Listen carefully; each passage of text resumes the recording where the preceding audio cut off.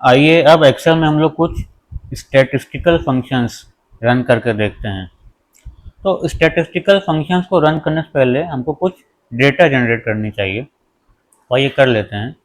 ए column पे click करिए, A2 पे क्लिक करिएगा और यहाँ पे हम कोई नंबर लिख देते हैं। मान लीजिए 55 लिख दिया हमने, 71 लिख दिया, 80 89 लिख दिया, कुछ भी 103 लिख दिया।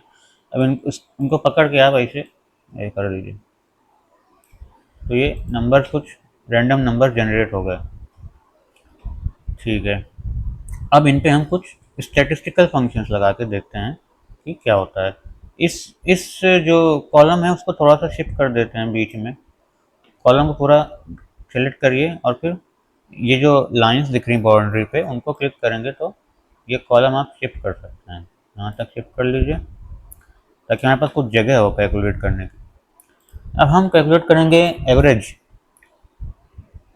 तो पहले हम यहाँ लेबलिंग कर लेते हैं कि एवरेज हम कैलकुलेट कर रहे हैं। थोड़ा सा यहाँ लिख लेते हैं एवरेज।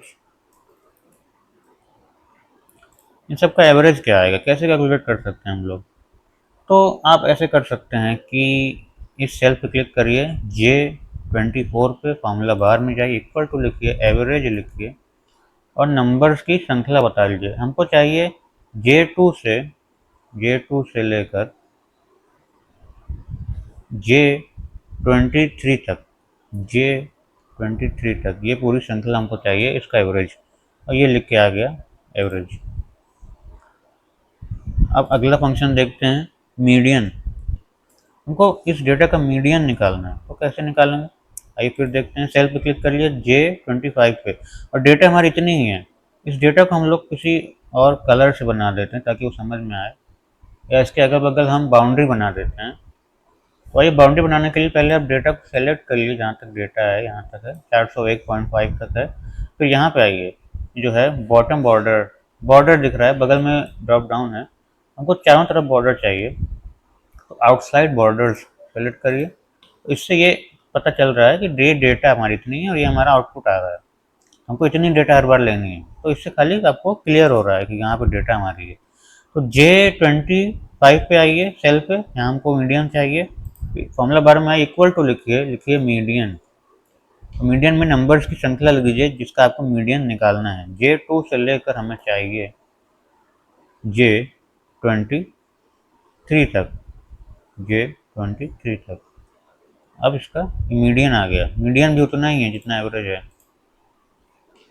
इस केस में, जरूर नहीं कि वैसा ही हो हर बार। मोड निकालते हैं और फिर से सेल पे क्लिक करिए J26 पे, फिर वही फॉर्मूला बार में इक्वल टू मोड लिखिए, J2 से J23 तक, J23 तक। मोड नॉट एप्लीकेबल, उसमें मैसेज लिख दे रहा है, अब value is not available to the formula और फंक्शन। मतलब कि ये मोड कैलकुलेट नहीं कर पा रहा है, क्योंकि मोड मतलब ये होता है कि ऐसी वैल्यू जो कई बार आई हो, ऐसी वैल्यू जो बहुत बार ज़्यादा से ज़्यादा आई है, लेकिन यहाँ पे कोई वैल्यू रिपीट नहीं हो रही है, तो इसलिए मोड यहाँ पे नहीं निकलेगा। ठीक है, आइए मैक्स निकालते हैं, मैक्स फंक्शन।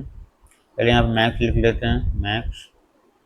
फिर ये सेल पे क्लिक कर लीजिए, J27 पे इक्वल टू मैक्स, अपना श्रृंखला दे लीजिए, J2 से लेकर J23 तक। आपका मैक्स नंबर है 401, मतलब आखिरी नंबर। ये हमारे इंक्रीजिंग ऑर्डर में सीरीज बनी है, इसलिए इसका मोड नहीं है, इसलिए इसका मैक्स है, जो आखिरी नंबर है वो। अब आप डेटा तो ये हमने अपने से बना लिया, आप नेट से डेटा ले सकते हैं और अच्छे से इन सबको कैलकुलेट करने के लिए, लेकिन ये केवल एग्जाम्पल दिखाया जा रहा है। अब आइए देखते हैं क्या है काउंट। मिन, मिन फंक्शन देख लेते हैं मैक्स के बाद। मिन, सेल पे क्लिक करिए, फॉर्मूला बार में इक्वल टू मिन, अपनी श्रृंखला दे दीजिए नंबर्स की। मिन, मिन आ गया 55, जो मतलब पहला नंबर है वही सबसे छोटा है। अब क्या है काउंट, ये काउंट करेगा कितने नंबर हैं आपके डेटा में। तो फिर आइए फॉर्मूला बार में काउंट लिखिए, लिखिए J2 से J23, काउंट है 22, 22 नंबर हमारे पास हैं। फिर है काउंट ए, काउंट ए मतलब होता है कि कितनी सेल्स आपके डेटा में हैं जो नॉन एम्प्टी हैं। ये भी हमारे केस में तो 22 ही बताएगा, लेकिन कुछ चला के देख लेते हैं। काउंट ए, ठीक है, तो सेल पे आइए, J30 पे, यहाँ पे आइए, काउंट ए लिखिए,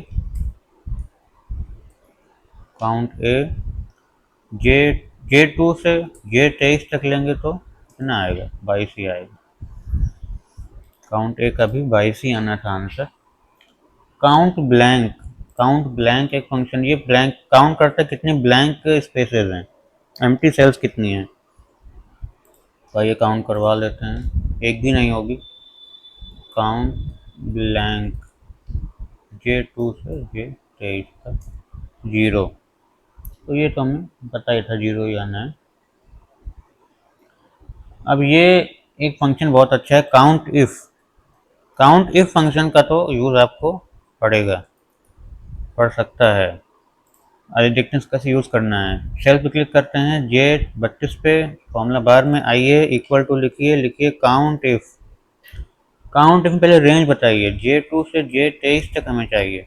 अब हमें उसमें वो देना है कंडीशन। कंडीशन आपके डबल कोट्स के अंदर होगी, ये देखिए डबल कोट लगाया हमने, सिंगल कोट फिर डबल कोट, मतलब डबल कोट लगा, डबल कोट खोला, डबल कोट बंद किया, उसके बाद कोई कंडीशन नहीं दीजिए, मतलब कि हमको ऐसे नंबर्स काउंट करने हैं जो 200 के ऊपर हैं। वो कितने हैं, है कि नहीं, आइए देखते हैं।